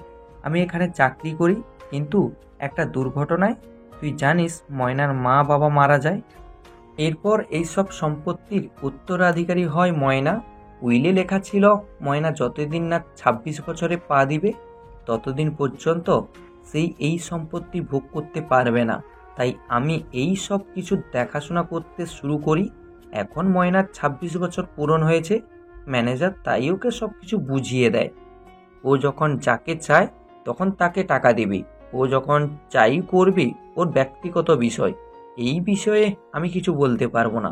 ওর এখন একটা সাইন না দিলে আমাদের দেশের কোনো ব্যবসা বাণিজ্যই চলবে না। তাই আমি এখন বলতে পারবো না তোমাকে। কথাগুলো শুনে তো আমার মাথাটা গরম হয়ে যায়। কি করব কিছুই বুঝলাম না। আমি মনে মনে নিজের দাঁত কামড়ে দিয়ে দাঁড়িয়ে রইলাম। ছোট আপু এমন কথা বলছেন কেন? ময়নাকে চোখ টিপে সব কিছু বুঝিয়ে দিলাম, কারণ যদি আবিরকে আমার পথে আনতে হয় তাহলে এমন একটা বিষয় আমাকে করতেই হবে। আর এই বিষয়টা সত্য যে সব কিছুর মালিক ময়না। ঠিক আছে, তোমাদের টাকা আমার কোনো প্রয়োজন নেই। কথাটা বলে আমি রেগে রুমের ভিতরে প্রবেশ করলাম। এরপরে সব কিছু ফেলে দিয়ে ভেঙে আমি উপরে যেতে লাগলাম। রুমে এসে ভেতরে এসেই কাঁচের গ্লাসটা ভাঙতে হাতটা কেটে যায়। হাতটা কেটে যাওয়ার সাথে সাথে রক্ত বের হতে লাগলো। তখন রুমের মধ্যে ময়না প্রবেশ করে। তোমার হাত দিয়েই তো রক্ত পড়তেছে, আমি এখনই তোমাকে ড্রেসিং করে ওয়াশ করে দিচ্ছি। আমার হাতটা ধরে কথাটা বললো। আমি ওর থেকে হাতটা ছাড়িয়ে নিয়ে ডেটল লাগিয়ে এরপর ওয়াশরুমে চলে যাই। আমার কাছে আসার চেষ্টা করবে না বলে দিলাম। ওর প্রতি এখন রাগ অভিমান আর হিংসা সব কিছুই আমার বেড়ে গিয়েছে। কেন যে এই বাসাতে পড়ে আছি জানি না। আবিরের কথা শুনে খুব খারাপ লাগলো, চোখ দিয়ে পানি পড়তে লাগলো। আমি বসে কান্না করতে লাগলাম। আবির ওখান থেকে বের হয়ে যায়, একটা কথাও বললো না। আমি জানি সব কিছু নাটক। এখন টাকা পয়সা সব কিছু পেয়ে গিয়েছে, এখন তার সব কিছু। তাই এখন কত অভিনয় করতে হবে। আমার শুধু এখন একটাই লক্ষ্য, সেটা হচ্ছে গিয়ে আমি আবিরকে বিয়ে করে ওর যত সয় সম্পত্তি আছে সব কিছুর মালিক আমি হব। এরপরে ওকে আমি বের করে দেব, কারণ আমার শুধু টাকার প্রয়োজন। আমি টাকা ছাড়া অন্য কাউকে ভালোবাসি না। টাকা দিয়ে সব কিছুই হবে, আমার শুধু টাকার দরকার, না হলে আমি কখন ওর কাছে আসতাম নাকি? দুপুরে আমি এখান থেকে সোজা রাহাতের কাছে যেতে লাগলাম। রাহাতের কাছে গিয়ে বলে উঠি, ভাই জীবনটা একেবারে হেল করে রেখেছে, মাথা প্রচণ্ড পরিমাণে গরম আছে, তোর কাছে সিগারেট থাকলে দে। বুঝলাম না যে ছেলে কারি কারি সিগারেট পকেটে রেখে বসে থাকে, সে আজকে আমার কাছ থেকে চেয়ে খাচ্ছে, হয়েছেটা কি? কি না হওয়ার বাকি আছে আমাকে বল। আমার একটার পর একটা সমস্যা লেগেই থাকে। তখন রাহাতকে সব কিছু খুলে বললাম। ঠিক আছে, তুই ওর থেকে তাহলে টাকা চেয়ে নে, ও তো তোর স্ত্রী, তোকে তো বারণ করবে না। এত এটা তো আমি অনেক আগে শুনেছি, সবকিছুর মালিক হচ্ছে গিয়ে ময়নার মা বাবা। ভাই মাথা গরম আছে, তুই আবার মাথা গরম করিস না তো। তুই চুপ থাক। আমি ওর কাছে টাকা চাইবো? My food. ও আমাকে জোর করে ভয় দেখিয়ে সব কিছু করাতে পারবে, কিন্তু ওকে আমি স্ত্রী হিসাবে মানতে পারবো না কখনোই। তোর কাছে 10,000 টাকা হবে? আমার কিছু টাকা প্রয়োজন। আমার কাছে 2,000 টাকা আছে, ওটা নিতে পারিস। না, আমার একেবারে 10,000-ই লাগবে। তাহলে তুই মিলির কাছ থেকে চেয়ে নিতে পারিস, ওদের তো টাকা আছে। তুই এমনিতে আমার রাগ উঠিয়ে দিয়েছিস। কথাটা বলে ওখান থেকে হাঁটা ধরলাম। ভাবলাম ওর থেকে টাকাটা নিয়ে নিই, কারণ টাকা খুবই প্রয়োজন। তখন মিলিকে কল করলাম, কিন্তু ফোনটা ধরলো না। আমি বাসায় চলে আসলাম। বাসায় এসে ফোনটা খাটে রেখে ওয়াশরুমে গেলাম। রুমে এসে দেখি আবিরের ফোনটা বাজতে লাগলো। আমি ফোনটা হাতে নিয়ে দেখি মিলি নামে একটা মেয়ে। ফোন ধরতে ওপাশ থেকে মিলি নামের মেয়েটা বলে ওঠে, আবির, কোথায় তুমি? আমি তোমার জন্য অপেক্ষা করছি, তাড়াতাড়ি আসো। এই মেয়ে, তুমি কে? তোমার লজ্জা বলতে কি কিছু নেই? তুমি কি জানো না যে আবির বিয়ে হয়ে গেছে? তারপর তুমি কেন ওকে কল করেছো? এই মেয়ে, তুমি আমার সাথে এমনভাবে কথা বলছো কেন? তুমি কে? আমার স্বামীকে কল করেছো এবং কি আমাকে বলছো আমি কে? তোমার তো সাহস কম না? দ্বিতীয়বার যদি তোমাকে আমি কল করতে দেখেছি তাহলে কিন্তু তোমার চোখ দুটো তুলে নিব। আমি আবার ডাক্তার, চোখ তুলে আবার পুরানো চোখ লাগাতে পারি, বুঝছো? চামড়া খোলার এক্সপার্ট। আমি চাই তোমার চামড়া খুলে আমি গরুর চামড়া লাগিয়ে দেবো। মেয়েটার মুখে এমন কথা শুনে আমার শরীর জ্বালাপোড়া করতে লাগলো। আমার তো রগে এখন শরীরটা ফেটে যাচ্ছে মনে হয়। ওয়াশরুম থেকে বের হয়ে দেখি ময়নার হাতে আমার ফোন। ওর হাত থেকে ফোনটা নিয়ে বলে ওঠি, হ্যাঁ মিলি বলো। তোমাকে আমি আর কি বলবো? কি বলার আছে আমার? আমার কাছ থেকে তুমি কি শুনতে চাও? তোমার স্ত্রী আমাকে অপমান করেছে, তুমি আমার সাথে আর কথাই বলবে না। আরে আমি ছিলাম না, বিশ্বাস করো। তুমি আমার কথা একটু বোঝার চেষ্টা করো। কথাটা বলে মিলি কলটা কেটে দেয়। তখন দেখলাম ময়না। তোমার সাহস কি করে হয় আমার ফোন ধরার? তা আবার ফোন ধরে আমার ভালোবাসার মানুষকে এত কিছু বলার? যে ঘরে বউ রেখে অন্য মেয়ের সাথে কথা বলে তাকে কি বলবো আমি? আর ওর কেমন সাহস হতে পারে বিবাহিত পুরুষের সাথে কথা বলে? এমন নির্লজ্জ মেয়ে আমি কখনো দেখিনি। ওর তো একটা রাস্তার মেয়ে। কথাটা শুনে আমি আর নিজেকে কন্ট্রোল করে থাকতে পারলাম না। ঠাস করে, তুই নিজেকে কি ভাবিস? হ্যাঁ, তোকে এতবার বলা সত্ত্বেও তুই বুঝিস না কেন? তোকে আমি স্ত্রী হিসেবে মানি না, তারপরে বারবার কেন কিসের জন্য আমার বিষয়ে তুই নাক গলাস? আমি তোর কাছে ডিভোর্স চাই, আমি তোর কাছ থেকে মুক্তি চাই। তুই আমাকে মুক্তি দে, আমি তোকে ডিভোর্স দিয়ে দিব। আমি তোকে ডিভোর্স দিয়ে ওকে বিয়ে করব, কারণ আমি ওকে ভালোবাসি। কথাটা বলে রেগে আমি ওখান থেকে চলে যেতে লাগলাম। ওইখান থেকে আমি সোজা মিলিকে বোঝানোর জন্য ওদের বাসায় গেলাম, কিন্তু ওকে বাসায় পেলাম না। ওর আম্মু বলল ও নাকি ওর বন্ধুদের সাথে ক্লাবে যাচ্ছে। আমি ক্লাবে যাওয়ার উদ্দেশ্যে রওনা দিই। তখনই দেখলাম একটা রেস্টুরেন্টের সামনে বসে আছে পাশে একটা ছেলে। এটা দেখার পর আমি অবাক হয়ে গেলাম। আমি রেস্টুরেন্টের ভিতরে গেলাম। তখনই দেখলাম মিলি যে ছেলেটার হাত ধরেছে, ছেলেটা পরিচিত, কারণ আমাদের ভার্সিটির সিনিয়র ভাই আকাশ। তার মানে তুমি বলতে চাচ্ছ কি আবির এই সম্পত্তির কোনো অংশই পাবে না? সব কিছুই পাবে ও স্ত্রী ময়না, তার সব কিছু। তাহলে আমি শুধু শুধু এতদিন ধরে ভালোবাসার অভিনয় করেছি। আমি ভেবেছিলাম আমি ওকে ভালোবেসে এরপর সব সম্পত্তি আমার নামে লিখে নিব, এরপর আমি আর তুমি আমরা দুজন একসাথে সংসার করব। কিন্তু সেটা আর হলো না, কারণ এই সব কিছুর মালিক যে তার চাচাতো বোন, আমি তো নিজেও জানতাম না। তার জন্য সেদিন শপিংয়ে কার্ড ব্যবহার আর হচ্ছিল না। যাই হোক, ভালো হয়েছে ঝগড়া করে আমি বাদ দিয়ে ফেলেছি। আমার এমনি আর কোনো প্রয়োজন নেই, আমি শুধু তাকে ইউজ করেছি। তুমিই আমার সব কিছু। হাতটা জড়িয়ে ধরে বললাম। মিলির মুখে কথাগুলো শুনে আমার পায়ের নিচ থেকে মাঠে চলে যেতে লাগলো। কি বলছো এগুলো? শুনে আমার যেন আর ওখানে দাঁড়িয়ে থাকতে পারছি না। আমি মিলির কাছে গেলাম। তাহলে তুমি আমার সাথে এতদিন ধরে প্রেমের অভিনয় করেছো শুধু আমার এসব পাওয়ার জন্য? হঠাৎ করে পেছন থেকে আবির কথাটা বলে উঠল। তখন আবিরকে এমন অবস্থায় দেখে নিজেকে স্বাভাবিক করে বলে উঠি, তাহলে তুমি তো সব কিছু শুনেই ফেলেছ, এখন শুনে লাভ কি বলো? তোমার কি কিছুই নেই? তুমি তো এখন রাস্তার একটা ফকির, তাছাড়া তোমার আর কোনো মূল্য নেই। তোমাকে বললে কি? হ্যাঁ, মিলিকে একটা থাপ্পড় দিলাম। তখনই মিলি বলে ওঠে, তুমি যদি এখানে আর কিছু করো তাহলে আমি সবাইকে জোর করে আমি তোমাকে মানুষের হাতে মাইর খাওয়াবো।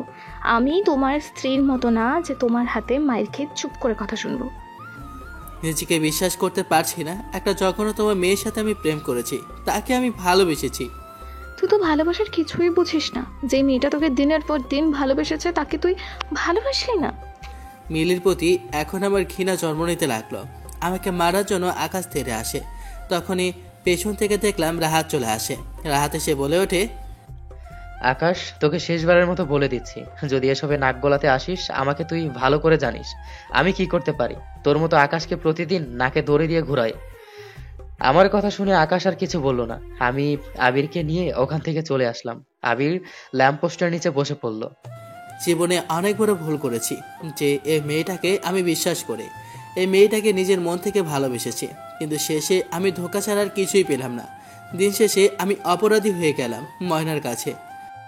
নিজেকে স্বাভাবিক কর, দেখবি সব কিছু ঠিক হয়ে যাবে। এইসব নিয়ে ভাবিস না তুই। তুই আমাকে একটু একা থাকতে দে বন্ধু, আমি একটু একা থাকতে চাই। নিজের কষ্টগুলো নিজে একটু উপভোগ করতে চাই। আমি অপরাধী। আমি ওখান থেকে সোজা চলে আসলাম, কারণ ওর এখন একা থাকা খুবই প্রয়োজন। আমি ওখান থেকে সোজা নাইট ক্লাবে গেলাম। ওখানে গিয়ে ড্রিঙ্কস করতে লাগলাম, কারণ আজকে আমার খুব কষ্ট হচ্ছে। এসব ভেবে আমি একটার পর একটা ড্রিঙ্কস নিতে লাগলাম। আমি শুধু ভুল মানুষকেই ভালোবেসেছি। ময়না আমাকে কতটা ভালোবাসে, কত যত্ন করে, ওর ভালোবাসার কোনো কদর আমি করলাম না। হয়তো বা ও আমার থেকে সিনিয়র, তাতে কি হয়েছে? এইসব ভেবে কান্না করতে লাগলাম আর ভাবলাম ময়নার কাছে ক্ষমা চাইব। ছাদের এক প্রান্তেই বসে আছি। সন্ধ্যা হয়ে গিয়েছে। আব্বু আম্মুর কথা আজকে বেশ মনে পড়ছে। এই চাঁদের দিকেই তাকিয়ে আছি। আব্বু আম্মু, তোমরা কেন চলে গিয়েছো? তোমাদের কষ্টগুলো আমাকে আজও করে খাচ্ছে। ছোটবেলা থেকে আমি ভালোবাসা না পেয়ে বড় হয়েছি। শুধু ভেবেছিলাম নিজের স্বামীর কাছে ভালোবাসা পাবো, কিন্তু আমি হতভাগী, সেটা আমি বলেই গেছিলাম। ছাদের এক প্রান্তেই বসে আছি। সন্ধ্যা নেমে গেছে। চুপচাপ চাঁদের আলোয় ভেসে আছে আব্বু আম্মুর স্মৃতির চাপ। তোমরা কেন চলে গেলে? আজও উত্তর মেলে না কিছু। তোমাদের কষ্টের ছায়া আমার মনটাকেও রাখে খুঁজিয়ে পিছু। ভেবেছিলাম ভালোবাসা পাইনি ছোটবেলায়, স্বামীর কাছে পাবো বলেই নিজেকে রেখেছিলাম ভালোবাসার মেলে। কিন্তু আমি ভুলেই গেছি আমি হতভাগী। আমার কপালে নেই সেই সুখ। ভালোবাসাহীন এক জীবন যেন শুধুই অপেক্ষা, শুধুই দুঃখ। ছোটবেলা থেকে ওকে ভালোবেসে এসেছি, কিন্তু কখনো বুঝলই না আমার ভালোবাসা। আমি ওকে কতটা ভালোবাসি, কিন্তু আমার ভালোবাসা বিন্দু পরিমাণ বোঝার চেষ্টাও করলো না। জোর করে কখনো ভালোবাসা পাওয়া যায় না। আমি সিদ্ধান্ত নিয়ে ফেলেছি, আমি থাকবো না। ওকে ডিভোর্স দিয়ে মুক্তি করে দেব। ওকে আমি সম্পত্তির মালিক করে এখান থেকে চলে যাব সারা জীবনের জন্য। আমি রুমে চলে আসলাম। রুমে এসে বসে কান্না করছি। এখনো আবির বাসায় ফিরছে না। ঘড়িতে 12টা বেজে গেছে। তখনই কলিং বেলের শব্দ। তখন আব্বু আম্মু রুম থেকে বের হয়ে আমার উদ্দেশ্যে বলে ওঠে, দেখো তো বাবা, এত রাতে কে এসেছে? এখনো আবির কি বাসায় আসেনি? ও কি রুমে নেই? আমি তো ওই সময় জিজ্ঞেস করেছিলাম, কিন্তু ও তো বলল রুমে আছে। আমি আসলে মিথ্যে বলেছিলাম যেন আব্বু আম্মু ওর উপরে রাগ না করে। আমার তো মনে হয় ময়না মিথ্যা কথা বলেছে ওকে বাঁচানোর জন্য। ও এত রাতে কি করে? এখনই ও বাসায় এসেছে। যাও দরজাটা খোলো, দেখো তো কে এসেছে। ঘরে বউ রেখে ও বাইরে কি করে আমি বুঝি না। আজকে বাসায় আসুক, ওর খবর আছে।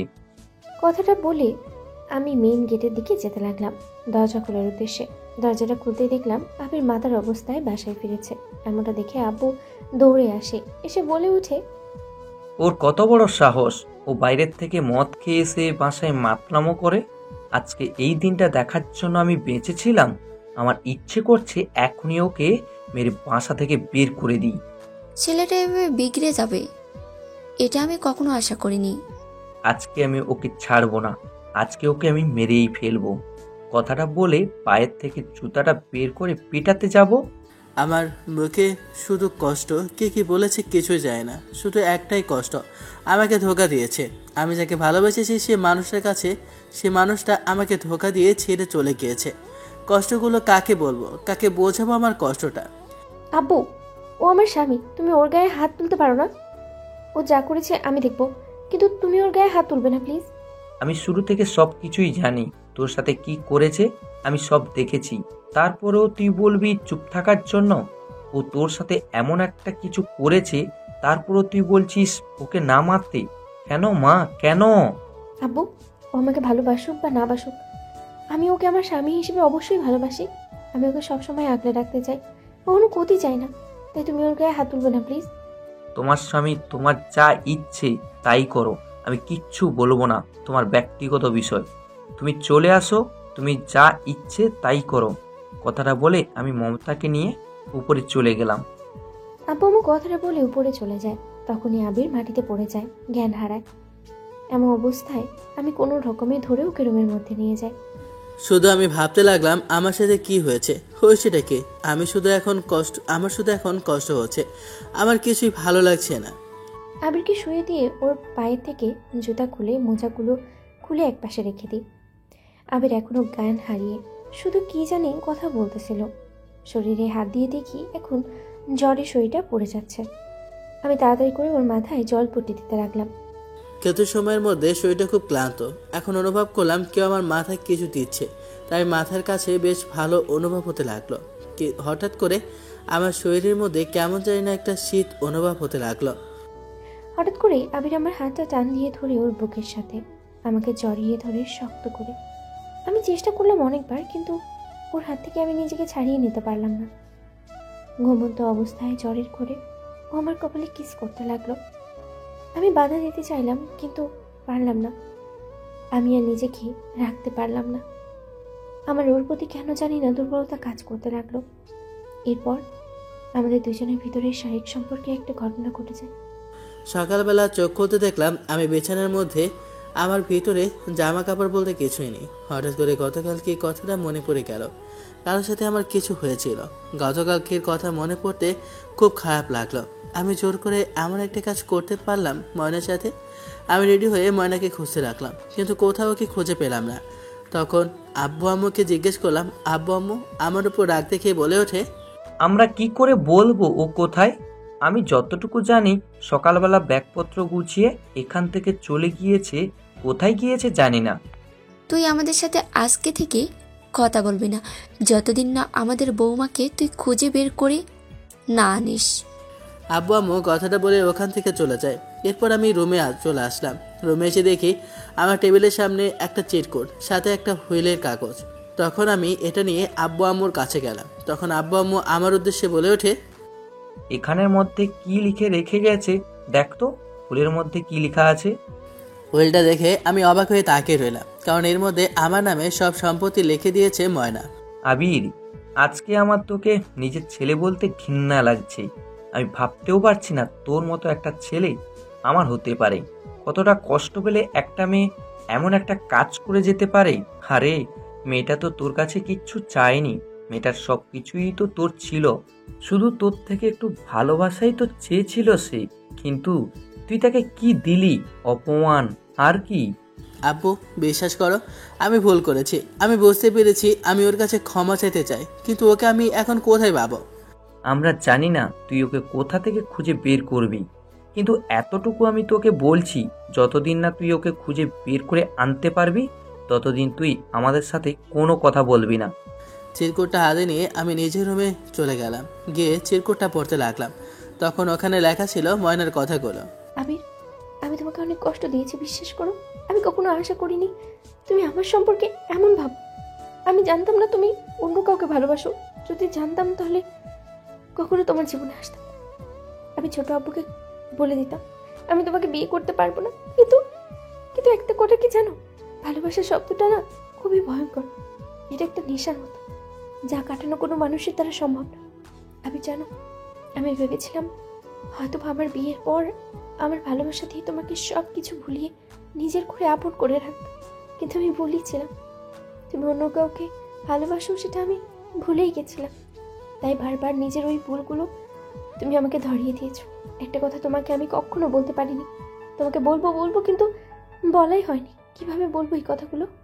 কারণ তুমি তো এখন অন্যজনের প্রেমে আসক্ত। আর ভালোবাসা নামক শব্দটা তো খুবই ভয়ঙ্কর। তারপরও শেষবারের মতো তোমাকে কথাগুলো আমি বলে যাচ্ছি। জানো আবির, যখন আমি ছোট ছিলাম সব থেকে বেশি ভালোবাসতাম তোমাকে, তারপর ভালোবাসতাম মা বাবাকে। কারণ তুমি আমার খেলার সাথে ছিলে। তোমাকে ছাড়া আমি অন্য কারোর সাথে খেলতে পছন্দ করতাম না, কারণ জানি না তোমার সাথে খেললে আমার মন ভালো হয়ে যায়। ওই ছোট থেকেই তোমাকে আমার পছন্দ করা শুরু হয়। এর থেকে ভালো লাগা ধীরে ধীরে আমি যখন বড় হই তোমার প্রতি আমার দুর্বলতা বেড়েই যায়। আমি যখন দেশের বাইরে যাই তখন বুঝতে পারি তোমার প্রতি আমার ভালোবাসা। তার জন্য আমি কখনো কোনো ছেলেকে পাত্তা দিইনি। শুধু তোমার প্রতি ভালোবাসা আমার বেড়েই চলে গেছে। তোমার সাথে যখন আমার বিয়ে হয়, বিশ্বাস করো, আমি ভেবেছিলাম যে সব কিছু ঠিক হয়ে যাবে, তুমি আমাকে ভালোবাসবে। আমি ছোটবেলায় মা বাবাকে হারিয়েছি, তার কষ্ট বেদনা সব কিছু তুমি বুঝবে, সব ভালোবাসা দিয়ে আমাকে খুশি দিবে। আমার কোনো কষ্ট আর থাকবে না কোনো যন্ত্রণা। যে যন্ত্রণা আমি বুকে চেপে রেখেছি তা তুমি নিজের করে আমাকে আপন করে এই বুকে রাখবে তুমি। কিন্তু আমি যে হতভাগী তা আমি ভুলে গেছিলাম, তাই আমাকে তুমি ক্ষমা করে দিও। গতকাল আমার সাথে তোমার যা হয়েছে তার স্মৃতি হিসেবে আমি রেখে দিলাম তোমার এই জিনিসটা। আমার স্মৃতি হিসেবে আমি এটা রেখে দিলাম। যদি কখনো তোমার সাথে আমার দেখা হয় তাহলে তোমার কাছে ক্ষমা চাইব। তুমি সুখে থেকো, মিলাকে নিয়ে ভালো থেকো। চলে যাচ্ছে অনেক দূরে। এতে তোমার হতভাগী ময়না। নিজেকে বিশ্বাস করতে কষ্ট হচ্ছে, কেন জানি না, মানতে পারছি না, বুকটা ফেটে যাচ্ছে। আমি এখন ময়নার অনুপস্থিতি বুঝতে পারছি। ওর প্রতি কতটা জুলুম আমি করেছি। এখন ওর প্রতি আমার ভালোবাসাটা আমি বুঝতে পারছি। ওকে আমি সত্যি মন থেকে ধীরে ধীরে ভালোবেসে ফেলেছি। প্লিজ ময়না, তুমি ফিরে আসো। আমি সত্যিই তোমাকে ভালোবেসে ফেলেছি। আমি ভুল করেছি। আমি তোমার ভালোবাসা বুঝতে পারিনি, তোমার ভালোবাসার কদর আমি করতে পারিনি। আমাকে তুমি ক্ষমা করো। কথাটা বলে চিৎকার করে আমি অজ্ঞান হয়ে যাই। যখনই আব্বা আমার রুমের ভিতরে প্রবেশ করে আর আমাকে হসপিটালে নিয়ে যায়। ছেলেটার কষ্ট আমি আর মেনে নিতে পারছি না। মেয়েটাও কোথায় চলে গিয়েছে? বুঝেছো মমতা, যখন দাঁত থাকে দাঁতের মর্ম বুঝতে হয়, যখন চলে যায় তখন তার মর্ম বুঝে লাভ কি বলো? এখন তোমার ছেলেকে সব কিছু সামলাতে হবে, ব্যবসা বাণিজ্য সহ সব কিছু, আর তাকে খুঁজতে হবে। আমি অনেক খুঁজেছি কিন্তু পাইনি। মেয়েটা কোথায় চলে গেছে জানি না। জ্ঞান ফিরতে নিজেকে হসপিটালে আবিষ্কার করলাম। হসপিটাল থেকে দৌড়ে আমি বের হয়ে ময়নাকে খোঁজার জন্য বের হলাম, কিন্তু কোথাও পেলাম না। তোকে হার মানলে হবে না, তোকে খুঁজতেই হবে, তোকে ময়নাকে খুঁজে বের করতেই হবে। দীর্ঘ 5 বছর পর এখন আমি সব কিছু বুঝে গিয়েছি। ভালো খারাপ সব চেয়ারের মধ্যে হেলান দিয়ে আমি শুয়ে রইলাম। যখন ম্যানেজার এসে বলল ফাইলটা সাইন করতে, সাইন করলাম। আমি এখন সবার কাছে আবির চৌধুরী। আমাকে সবাই একজন বড় বিজনেস হিসেবেই চেনে, কারণ ময়নার সেই ব্যাংক ব্যবসাটাকে আমি আরও বড় করে তুলেছি। আমাকে এখন দেশের সব থেকে বড় বিজনেসম্যান হিসেবে জানে। সব জায়গায় আমার ছবি, পোস্টার, সব বিজ্ঞাপনে শুধু আমার কথাই বলে। কিন্তু আমি আজও খুঁজে বেড়াচ্ছি আমার ময়নাকে। ওর জন্য আমি আজও অপেক্ষায় আছি। আমি যে তাকে এখনও ভালোবাসি। ওকে ছাড়া আমি যে এখনও নিঃস্ব। ওর কথা মনে করে মধ্যরাতে এখনও আমি কান্না করি। অফিসে বসে আছি, তখনই দেখলাম কে জানি অফিসের ভিতরে প্রবেশ করে। রাহাত প্রবেশ করে। রাহাত আমার কোম্পানির ম্যানেজার। রাহাত এসে বলে ওঠে, তোর সাথে একটু কথা ছিল আমার। হ্যাঁ বল, কি কথা? আসলে পরশুদিন আমার ছেলের জন্মদিন, আর আমার স্ত্রী মানে তোর ভাবি বলেছে জন্মদিনটা ওদের বাড়িতে পালন করবে, ওদের দেশে, ওদের গ্রামের বাড়িতে। ভালো তো। আমি ভাবতে লাগলাম আমার আর ময়নার মেয়েটা তো এখন অনেক বড় হয়ে গিয়েছে। এইসব ভেবে একটা মুচকি হাসি দিলাম। তখন রাত আবার বলে ওঠে, কিন্তু তোর ভাবি বলছে তোকে যেতে হবে, না হলে কিন্তু ও অনেক কষ্ট পাবে। কিন্তু আগামীকালকে তো একটা মিটিং আছে। নিজেকে আর কত কষ্ট দিবি বল? চল আমার সাথে, চল একটু ঘুরে আসবি, মনটাও ফ্রেশ হয়ে যাবে। আমরা একটু রাজশাহী গিয়ে ঘুরে আসি। এক প্রকার জোর করে রাহাত আমাকে রাজি করালো। শেষমেশ রাজি হলাম। এরপর আমরা রওনা দিলাম রাজশাহী। আমরা এসে গ্রামে পৌঁছালাম। এরপর আমি কেনাকাটার জন্য মার্কেটে যাওয়ার উদ্দেশ্যে রওনা দিই। রাজশাহী শহরে অনেক বড় বড় নামকরা হসপিটাল আছে। হসপিটালগুলো দেখে ভাবতেছি এখানে একটা বিল্ডিং করে আমি নিজে একটা হসপিটাল দিয়ে দেব, কারণ সব জায়গার মধ্যেই আমার পোস্টার আছে, এখানে নেই। এসব ভেবে একটা মুচকি হাসি দিয়ে দোকান থেকে কিছু কিনে আমি যখনই পেছনে তাকাবো, দেখছি একটা পিচি মেয়ে দোকান থেকে কয়টা চকলেট নিয়ে রাস্তা পার হবে, কিন্তু হতে পারছে না। আমি এখন মেয়েটার মুখটি দেখে নিই। আমি তখন পিচি মেয়েটার কাছে যাই, গিয়ে বলে উঠি, এই যে তুমি কি রাস্তা পার হতে যাচ্ছ? তোমাকে তো জানি না। মেয়েটার মুখের দিকে তাকাতে আমার মনের ভিতর কেমন জানি না একটু অনুভব হতে লাগলো। আমার কেমন জানি না খুব কাছের একজন মানুষ আমার বুকের ভিতর চিনচিন করে অনুভব হতে লাগলো। মেয়েটাকে কেন জানি না আমার খুব আপন মানুষ মনে হচ্ছিল। মেয়েটাকে দেখতে একদম ময়নার মতো লাগছিল, যেমন ফর্সা তেমন তার চেহারা। এক কথায় বলতে গেলে কিউটের টিব্বা। তখন পেছনে মেয়েটা বলে ওঠে, আমি টলি আসছি।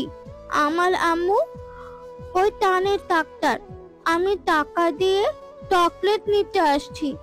আমাকে ওইখানে দিয়ে তাহলে। অপারেশন থিয়েটার থেকে বের হয়ে ফারজানাকে ডাক দিলাম। তখন ফারজানা এসে ওকে জিজ্ঞেস করলাম, নীলাদ্রি কোথায়? কোথায় ও? ম্যাডাম, নীলাদ্রিতা মাত্রই এখানে ছিল, আবার কোথায় গেল? তোমার কমন সেন্স বলতে কিছু নেই? এটুকু মেয়েকে তোমার হাতে দিয়ে গিয়েছি আমি রাখার জন্য। বললাম আমার এই মাসে অপারেশন আছে, 3টা জমি আছে, তাদের খুব গুরুত্বপূর্ণ অপারেশন, তার আমার একটু সময় লাগবে, আর তোমাকে বললাম ওকে রাখার জন্য। আমার বুকটা কেমন জানি না কেঁপে উঠলো। তখন একটা নার্স ডাক দিয়ে বলল ওকে রাস্তার ওপাশে যেতে দেখেছে। কথাটা শুনে আমার তো পুরো শরীরটা কেঁপে উঠলো। আমি আর এক মুহূর্ত ধরে রাখতে পারলাম না, রাস্তার উপরে যেতে লাগলাম। পিচ্চিটাকে কোলে নিয়ে আমি সামনে হসপিটাল দিকে রাস্তা পার হতে লাগলাম। তখন হঠাৎ করে কোথা থেকে একটা গাড়ি এসে মেরে দিতে লাগলো আমাদেরকে। আমি লাফ দিয়ে মেয়েটাকে নিয়ে সরিয়ে নিলাম। আমার হাতটা কেটে যায়, আমার হাত কেটে রক্ত বের হচ্ছিল। আশেপাশের মানুষ ভিড় করে বসে। পিচ্চি মেয়েটাকে আমি সরিয়ে দিয়ে একজন বলছিল একটা পিচ্চি মেয়ে নাকি অ্যাক্সিডেন্ট করেছে। কথাটা শুনে আমার তো পায়ের নিচ থেকে মাটি চলে যেতে লাগলো। আমি তো কান্নাই করে দিলাম। তখনই সামনে দেখলাম একটা ভিড়। ওই ভিড়ের মধ্যে থেকে একটা পিচ্চি মেয়ে বের হয়। এটা তো আমার নীলাদ্রি। এসে বলে ওঠে, মাম্মাম, ওই আঙ্কেলটা আমাকে বাঁচাতে গিয়ে পড়ে গেছে। হাতে প্রচুর রক্ত পড়ছে, তাই আমি হাতটা ধরে হসপিটালের ভিতরে প্রবেশ করি। তখনই নার্স এসে আমার হাতটা রক্ত বন্ধ করে সেলাই করতে লাগলো। আসলে পৃথিবীতে এখনো ভালো মানুষ বেঁচে আছে, বিধায় আমি আমার মেয়েটাকে ফিরে পেলাম। ওকে ফিরে পেয়ে যেন আমি আমার প্রাণটাই ফিরে পেয়েছি। লোকটাকে ধন্যবাদ জানাতে হবে। তাই আমি হাসপাতালের ভিতরে প্রবেশ করি। তারপর লোকটার উদ্দেশ্যে বলে উঠি। লোকটা অন্যবার হয়েই দাঁড়িয়ে রইল। আসলে আমি নীলাদ্রির মা বলছি। আমি আসলে দুঃখিত। আমার মেয়েটাকে আমি ওদের কাছে রেখে গিয়েছিলাম, কিন্তু ওরা ঠিকভাবে রাখতে পারিনি, তাই হয়তোবা ও রাস্তার উপরে চলে গিয়েছে। আপনার ব্যথা লাগেনি তো? এখন আমি ওর মাকে দেখিনি। আমি ওপার থেকে মেয়েটার মাকে বলে উঠি, আসলে এভাবে করাটা উচিত না। নিজের মেয়ের যত্ন নেওয়াটা খুবই প্রয়োজন। ওর বাবার কাছে রাখলে তো পারতেন। কথাটা বলে আমি যখনই মেয়েটার দিকে তাকাই, আমার যেন পায়ের নিচ থেকে মাটি সরে গেল। আমার সামনে দাঁড়িয়ে আছে ময়না, যাকে আমি এত বছর ধরে খুঁজে বেড়াচ্ছি। সে আমার সামনে। ময়না আমাকে দেখে তারও যেন বিশ্বাস হচ্ছে না। আবিরকে এমন অবস্থায় দেখতে পাবো তা কখনো ভাবতেই পারিনি আমি। নীলাদ্রি আমার কোল থেকে নেমে যায়। এরপর ও সবার দিকে তাকিয়ে শুধু দেখতে থাকে আমাদের দুজনের চোখের পানি। আমি ওখানে দাঁড়িয়ে না থেকে সোজা হাঁটা ধরলাম। আচ্ছা, তোমাকে দেখে আমার আম্মু এমন কান্না করলো কেন আঙ্কেল? আমি তোমার আঙ্কেল না বাবা, আমি তোমার পাপা। কথাটা বলে নিজের মেয়েকে জড়িয়ে ধরলাম। নিজের মেয়েকে জড়িয়ে ধরতে কি একটা শান্তি, এটা শুধু পৃথিবীর বাবারাই জানতে পারে। আমি কান্না করে দিলাম। পাপা, তুমি অনেক পচা। তোমার জন্য আম্মু প্রতিদিন কান্না করে, আমাকে বুঝতে দেয় না। আমাকে বলে তুমি আসবে, কিন্তু তুমি আসোনি। এতদিন পর আমাদেরকে দেখতে এসেছো, তোমার লজ্জা করে না? তুমি গিয়ে এখন আম্মুর কাছে ক্ষমা চাইবে। হ্যাঁ মা, আমি তোমার আম্মুর কাছে ক্ষমা চাইব, কারণ আমি যে অনেক অপরাধ করেছি। কথাটা বলে আমি দৌড়ে গিয়ে ময়নার হাত ধরলাম, ধরে টেনে ওকে একপাশে বসালাম। তখন ময়না বলে ওঠে, আপনি তো ভালোই আছেন, কেন আবার আসলেন? এসে কেন আবার আমাদের জীবনটা এভাবে শেষ করে দেওয়ার জন্য এসেছেন? হ্যাঁ, বিশ্বাস করো ময়না, আমি তোমাকে ছাড়া এক মুহূর্ত ভালো নেই। তোমার কথা ভাবতে ভাবতে আমার সারাটা দিন যায়, সারাটা রাত যায়। তোমার কথা সবসময় ভাবি। তোমাকে ছাড়া আমি এক মুহূর্ত ভালো নেই। কেন ভালো নেই? আপনার তো এখন মিলিয়ে আছে, ভালো থাকবে না কেন? আমি তো আপনাকে মুক্তি করেই দিয়ে এসেছি, তাহলে কেন আসলেন আবার ফিরে? আমার মেয়েটাকে কেড়ে নেওয়ার জন্য? ওকে নিয়ে গেলে আমাকে মেরে নিয়ে যাবেন। আমি আমার মেয়েটাকে ছাড়া বাঁচবো না। ময়নার মুখটা চেপে ধরলাম আর বলে উঠলাম, বিশ্বাস করো, আমি আমার ভুল বুঝতে পেরেছি। আমি ওকে কখনো ভালোবাসিনি, আমি তোমাকে ভালোবেসেছি। আমি যখন বুঝতে পারি সব কিছু ছেড়ে তোমার কাছে চলে যায়, কিন্তু তুমি ছিলে না। তুমি ওই সময় আমাকে ভুল বুঝে ছেড়ে চলে গিয়েছো। সত্যি বলতে আমি তোমাকে ভালোবাসি, তোমাকে ছাড়া অন্য কাউকে না। দীর্ঘ 5 বছর তোমার অপেক্ষায় ছিলাম। আমার চোখ দিয়ে এখন পানি পড়ছে আবিরের মুখে এসব কথা শুনে। আব্বু আম্মু সহ সবাইকে কল করি, রাত সবাইকে নিয়ে আসে। সবাই সে ময়নাকে বোঝাতে লাগলো। এরপর শেষমেশ ময়না বোঝে এবং কি আমার মেয়ে সবাইকে পেয়ে যায়। নিরাত্রি ওর দাদু ভাই আর দাদির সাথে থাকবে বলে চলে গিয়েছে, কারণ ও অনেক খুশি। সরি, আসলে আমি বুঝতে পারিনি। আমি রাগের বসে ওই সময় তোমাকে ছেড়ে চলে গিয়েছি। আমি ময়নাকে জড়িয়ে ধরলাম আর জড়িয়ে ধরে বলে উঠলাম, আসলে আমি তোমার কাছে ক্ষমা চাইবো, কারণ আমার ভুলের জন্য আমি অনেক বড় একটা পাপ করেছি। নিজের অজান্তে আমি এখন চাই আমি সবটুকু ভালোবাসা দিয়ে তোমার সব দুঃখ কষ্ট সব কিছু দূর করে দিতে। আমি এখন চাই শুধু তোমার ভালোবাসায় কথাটা বলে ওকে জড়িয়ে ধরে কান্না করে দিলাম। ময়না আমাকে শক্ত করে জড়িয়ে ধরে কান্না করে দিল। অবশেষে আমাদের ভালোবাসাটা পূর্ণতা পেল। গল্পটা এখানে শেষ করলাম। কেমন হলো কমেন্ট করে অবশ্যই জানাবেন। আর গল্পের ভয়েসের টোন অবশ্যই খারাপ থাকবে, কারণ আমার প্রচুর পরিমাণ ঠান্ডা লাগছে আর গলায় সমস্যা। আমি ঠিকমতো কথা বলতে পারতেছি না, তারপরে কোনো রকমভাবে ভয়েসটা কইরা খালি নিজেরে উদ্ধার করলাম আর কি।